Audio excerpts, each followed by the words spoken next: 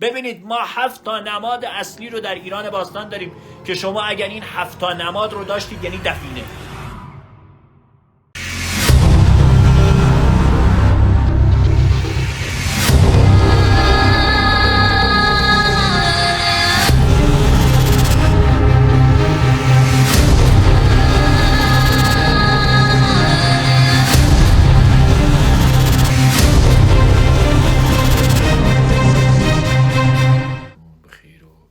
شادی باشه. خیلی ارادت داریم خدمتتون. در خدمتتون هستیم. اگر کسانی عکس دارن، کسانی سوالی رو دارن میتونن بپرسن، من بهتون پاسخ خواهم داد. تاقچه در دیواره چیه؟ تاقچه است دیگه. یه تاقچه ضرب در روی سنگ چیه؟ ضرب در روی سنگ. ضرب در اگر برجسته باشه شما میتونید روش وقت بذارید. ضرب در اگر فرو رفته بود روش وقت نذارید. ضرب در برجسته داخل غار به دردمون میخوره. ضرب در برجسته داخل مسیر حفاری به دردمون میخوره. تک درخت نشونه هستش یا نه؟ تک درخت چی؟ چند سال از خدمتش بگذره؟ اینها بسیار مهمه که ما بخوایم بهش پاسخ بدیم. این که شما یک تک درخت رو داشته، مثلا تک درختی رو داشته باشی که 100 سال عمرش 100 سال باشه، اصلا به دردمون نمیخوره. تک درختی رو داشته باشی که مثلا بالای 1300 سال باشه، به دردمون میخوره. تک درخت ها معمولا داغدانان به دردمون میخوره، معمولا تک درخت های چنار به دردمون میخوره، معمولا تک درخت بن به دردمون میخوره. اینا تک درخت هایی هستن که در صدر هستن. شماره شما همون شماره‌ای که تو بیوگرافی هست 0937 نمیدونم چند 6147 همونه.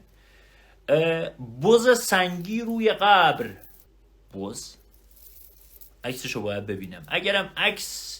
اگرم بخوایم عکس رو نگاه کنیم، شما باید داخل گروه تلگرامی برامون ارسال کنید، با در خدمتتون خواهیم بود. یکی هم نوشته یا رب روا مدار که گدا معتبر شد. 100% این مشمول خودت خواهد شد، چون این قطعا مشمول ما نخواهد شد و قطعا کسی که داشته همیشه داشته و فلان بوده، این شامل ما نمیشه. خیلی مردی، من مخلصتم هستم. یه جا گبر هست، چشمه هم هست، خشک شده. خب این دوست عزیزمون فرموده یک جا قبر هست، منظورت از قبر گبریه، چشمه هم هست که خشک شده.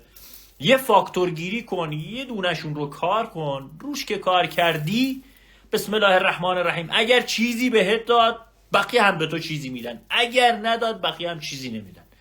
در مورد سراب بهمون بگو. سراب به چی؟ بگو 2 تا ضربدر کنار هم. خب الان توضیح دادم، گفتم اگر ضربدر برجسته باشه خوبه، اون هم شرایطش رو توضیح دادم، پله به پله همه رو گفتم، دوباره توضیح نمیدم. من فسیل دارم، آیا ارزش داره؟ والا من تو کار فسیل نیستم، ولی چه فسیلیه؟ بهم بگو. چشمه آبشو، خب ضربدر در کوزه باشه، ضربدر در کوزه، خب کوزه رو باز کن دیگه، این که کاری نداره. سنگ مربع، منظورت یک سنگ 4 تراش بزرگه، درسته؟ اگر این شکلیه باید من ببینم شرایطش درسته یا نه. قبر صلیبی چه جوری هست؟ بذار یه چیزی بهتون بگم که همتون بدونید. وقتی که ما میگیم صلیب، اگر صلیب برجسته بود به دردمون میخوره، اگر صلیبمون صلیب برجسته نبود به دردمون نمیخوره. اینو تو ذهنتون داشته باشید. تبریز دنبال چی باشیم؟ گوش بدید بچهای تبریز، ما یه سری قبرستون ها رو سمتای پارساباد مغان داریم که اینها محشرن. یه سری کاروان ها رو داریم کنار جاده ها، اینها محشرن. روی اینها شما باید وقت بذارید. میشه منو ادمین کنی، این رو بیارید بهش آموزش بدید. استاد راست نمیخوای بری ترکیه، روز یک شنبه ممنوع الخروجی من برداشته میشه، به امید خدای بزرگ و به لطف پروردگار یکتا روز یک شنبه ممنوع الخروجیم لغو میشه با توجه به رایزنی هایی که انجام دادیم و روز دوشنبه از ایران خواهم رفت. زانا خیلی خوش اومدی. سنگ عروس دارم. این سنگ عروس شما چه فاکتورهایی داره؟ بگو که توضیحاتش رو بهت ارائه بدم. سلام علیکم. 3 تا قبر هستش، هیچ آثار و نشونه ای نداره. خب اینا قبور احتمالاً ضعیف باشن، ولی قبر مثل لپ شانسیه، ولی باید ببینمش، دیدمش، توضیحاتش رو ارائه میدم. خب چشمه نامی دارم که هیچ درختی اطرافش نیست، دنبال چه خب آقا قرار نیست هر چشمه ای رو که شما داشته باشی به ما بار بده. خب قطعا این شکلی نیست. ما باید یک سری فاکتورها رو داشته باشیم که در کنار این چشمه، مثلا تو میگی آقا من یک چشمه دارم. ببین خدا به هممون عقل داده. قاعده پرگار رو بهتون توضیح دادم، همتون که قاعده پرگار رو میدونی. 5-6 شب اومدم در مورد قاعده پرگار بهتون توضیح دادم.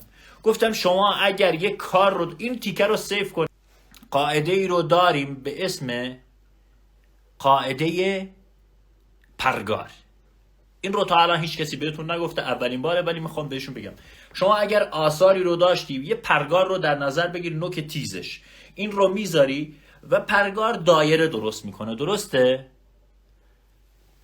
دایره درست میکنه. وقتی که دایره درست میکنه پرگار، یه شعاع رو شما در نظر بگیر 210 متر. به این شکل دنبال آثار بگردید تا 210 متر، از اون بیشتر نه. خب 70 تا قبر ساسانی هست، یک تیکه از قبرها زده بیرون. عکسش رو داخل گروه تلگرامی برای من ارسال کن، من ببینمش. من ثابت چند تا جا دارم مشکل امنیتی دارم، به قرآن و به والله و به خدایی که میپرستی.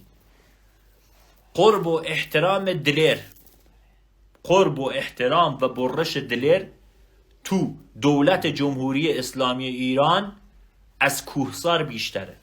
دولت من رو نمیخواد، این واقعیتشه و با من ضدیت داره و من نمیتونم هیچ کار امنیتی رو انجام بدم و دروغم نمیگم. وقتی که کاری رو بتونم انجام بدم همیشه میگم انجامش میدم، ولی خب الان من نمیتونم امنیت بگیرم، دروغم نمیگم. چرا میخوای بری؟ والا فشارهای زیادی از طرف تمامی ارگانها روم زوم کردن و منم نمیخوام که من مثل توماج بشم و از همینجا از دولت، از حکومت خواهش میکنیم اگر راه داره این جوون رو ببخشه، به جوونیش رحم کنید، به هیچ چیز دیگه ای نه، فقط به جوونیش رحم کنید.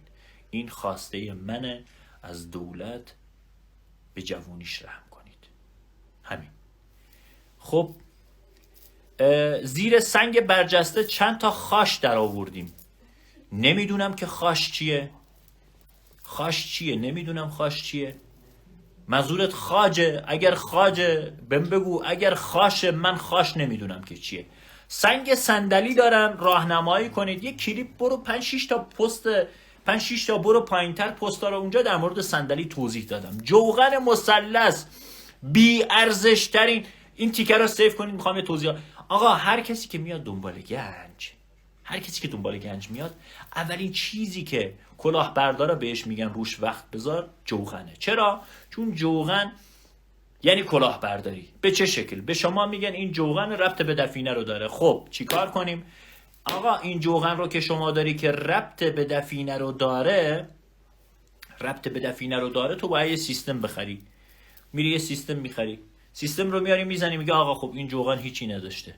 جوغن آلت دست کلاهبردارایی هستش که به خودشون میگن کارشناس. جوغن روی جوغن اصلا وقت نذاری، هیچ چیزی به شما نخواهد داد. خب سوال بعدی، از آبدانان بگو. والا ما اومدیم آبدانان، کارشناسی بالای گردنه‌ای که میخوای بیای پایین به آبدانان، اونجا یک شهر باستانیه. من رفتم دیدم اونجا گونی گونی سفال ریخته. کنار سفال ها رفتم یه دونه قبر پیدا کردم که اون شهر یک شهر ساسانیه که یه قبر ساسانی رو باز کردیم. خدا رو شکر یه سری چیزها اونجا به دست اومد. سوال بعدی، یه چاه دارم که پلومه. داداش برادر الان دنبال چی هستی؟ الان تو دنبال چی هستی؟ چاه پیدا کردی، پلومه. خب پلومش رو باز کن، برو داخلش ببینیم که چی به چیه. صندلی با لاک پشت میاد، خیر همخونی ندارن. 7 تا درخت، 7 تا درخت بنه کنار هم هیچی نداره. والا 7 که خوبه، ولی به شرط اینکه بنه هاتون هم بنه های قدیمی باشن. راجب 4 محال بختیاری بگو. 4 محال بختیاری یک چی رو بگم در موردش تا بیشتر توضیح بدم. از سردشت چیزی میدانی یا نه؟ یک سد هستش در سردشت که سپاه مشغول به ساخت اون بود، که یک تپه وسط اون سده افتاده بود که پایین تر سده رو زدن. به اینجوری بهت میگم که بفهمی من سردشت رو از تو بیشتر بلدم. یه تپه بود که صد رو که میخواستن بزنن، تپه افتاد وسط سده که اون رو اومدن بالودر برداشتن.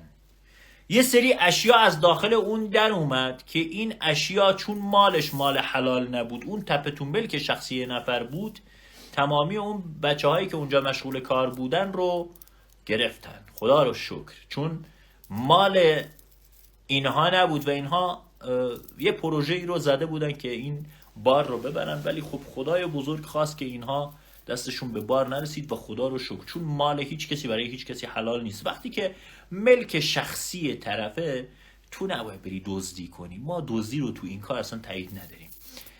سوال بعدی رو بپرسید که بهتون جواب بدم. در مورد غرب مازندران میگید تونکابون، رامسر، عباس آباد. اونقدر اومدم دیگه برام تکراری شده. تپه گیان نهاوند اومدی، بذار یه توضیحاتی ارائه بدم به همتون. در مورد نیروی انتظامی گیان، یک رئیس پاسگاه بسیار بسیار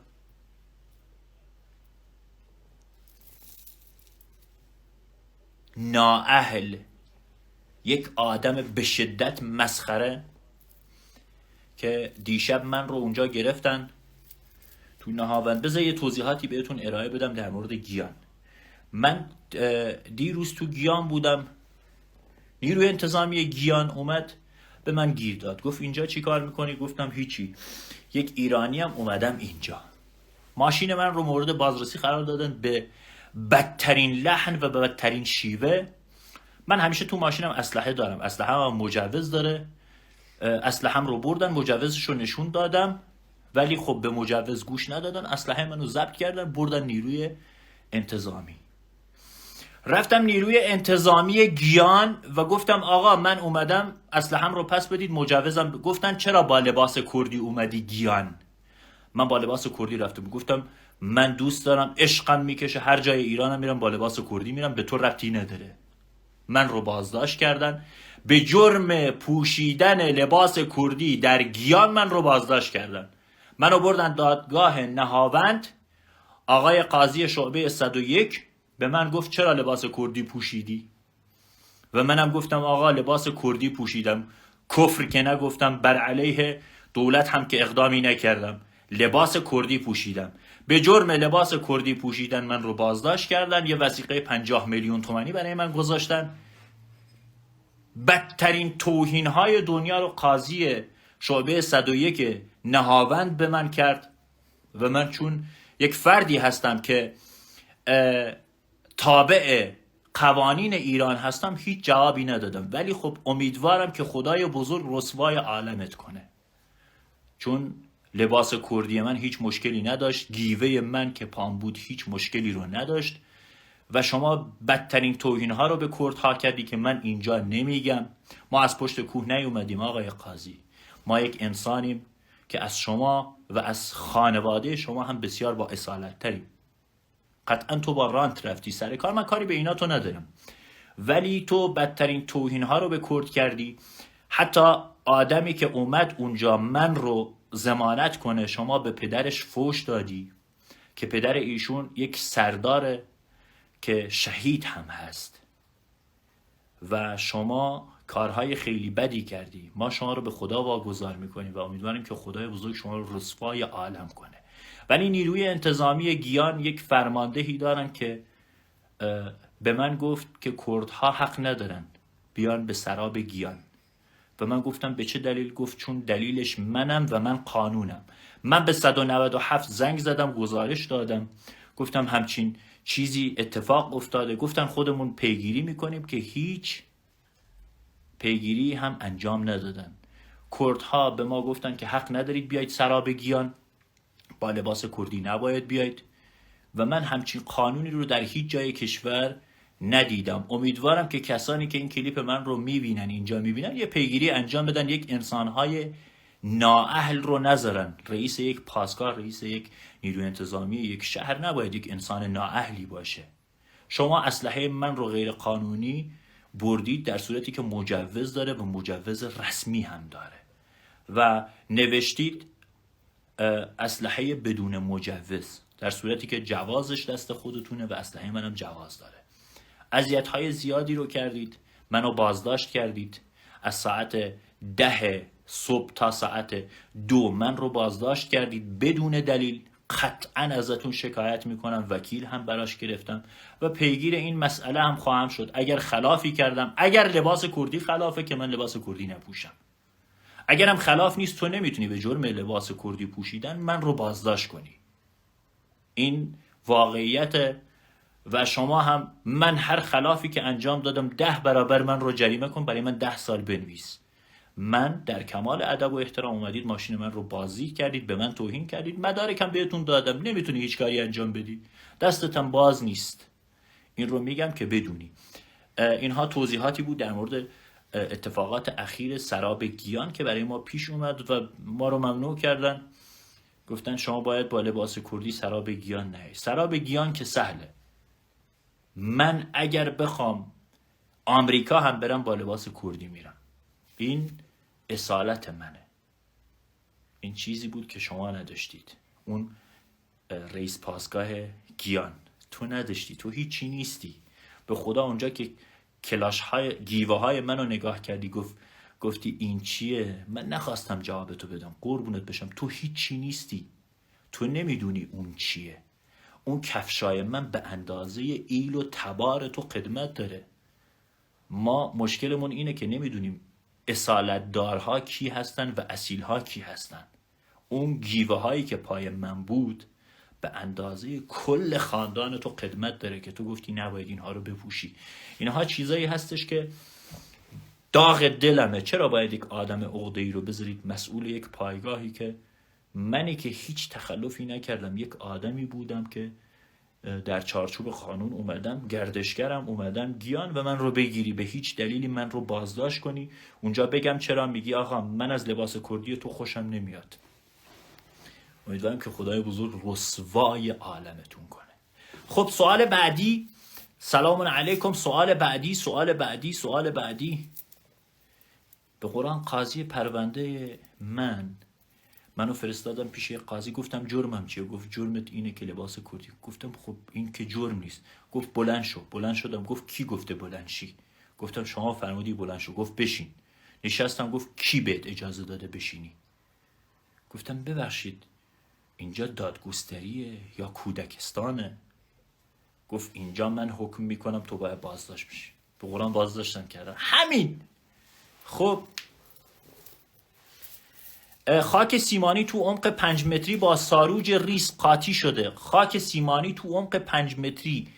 والا باید ببینمش، تا نبینمش نمیتونم اظهار نظر کنم. از پارساباد مغان ببو. خیلی اومدم پارساباد مغان. نماد دارم به قرآن، خودتونم تایید کردی. چه نمادیه برادر؟ چشم دارم به شطور نگاه میکنه. تحتهی 100% حرف دروغه. 100% حرف دروغه. 1000% حرف دروغه.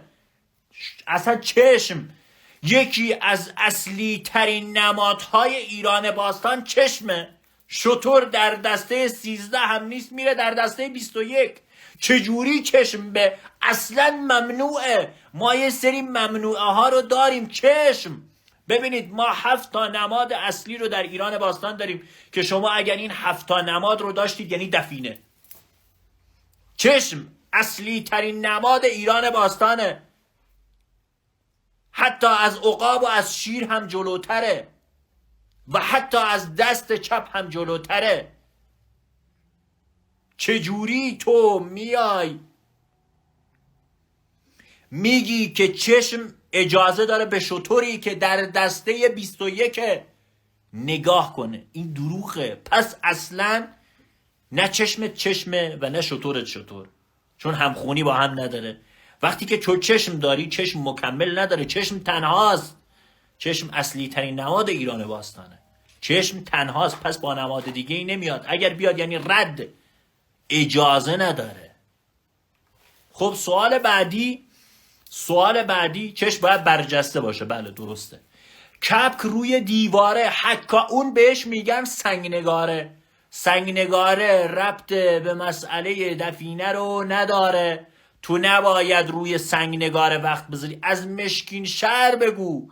مشکین شهر اخیراً تو مشکین شهر یه دست کلاهبردار رو گرفتن که اینها شیوه خیلی خوبی رو به کار برده بودن برای گنج.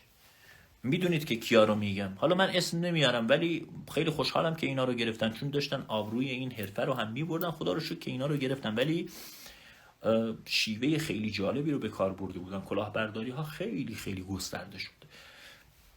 مشکین شهر خیلی خوبیه. شاید به جد بگم که مشکین شهر اگر بخوایم در این تیکه واقعا ارزش داره که سیوش کنید. ما 7 شهر کلیدی رو در ایران داریم که این 7 شهر کلیدی یکیشون مشکین شهره که بارهای بسیار خوبی رو داره. یکیش مهرانه. ببخشید نه، ملکشاهی. ببخشید، یکیش مشکین شهر، یکیش ملکشاهی. بچه ها، مردم ملکشاهی با تمام دنیا فرق دارن. من حاضرم این رو اثبات کنم. مردم ملکشاهی با تمام دنیا فرق دارن. مردمان بسیار خونگرم، بسیار بامرام، بسیار مهمان نواز. و این مردم ملکشاهی، ژن اینها با ژن مردم ایران فرق داره. هر کدوم رو که شما نگاه میکنی 2 متر قد داره، استخونبندی درشت. بچه هایی که باها دست بدن جونشون رو برات میدن. در حقشون نامردی بکنی ترتیبت رو میدن. من رفیق ملکشاهی 3-4 تا دارم که اینها از بزرگان ملکشاهی هستن که من الان به هم بگن پاشو بیا ملکشاهی، از اینجا تا ملکشاهی سینه خیز میرم. اونقدر بچه های خوب و بچه هایی هستن که واقعا دوست داشتنیان. خب خلخال منطقه خوبیه ولی خلخال تخلیه است. من روی خلخال پیشنهاد میکنم که وقت نذارید. خلخال تخلیه شده، چیز آنچنانی ازش باقی نمونده و به نظر من جالب نیست که بخواید روش وقت بذارید. سوال بعدی، از خراسان جنوبی بگو. کجاش؟ آقا این نگو دیگه. آقا من مثلا در مورد فلان جا بگو، این بگو اون. سوالاتتون رو بپرسید که من بهتون جواب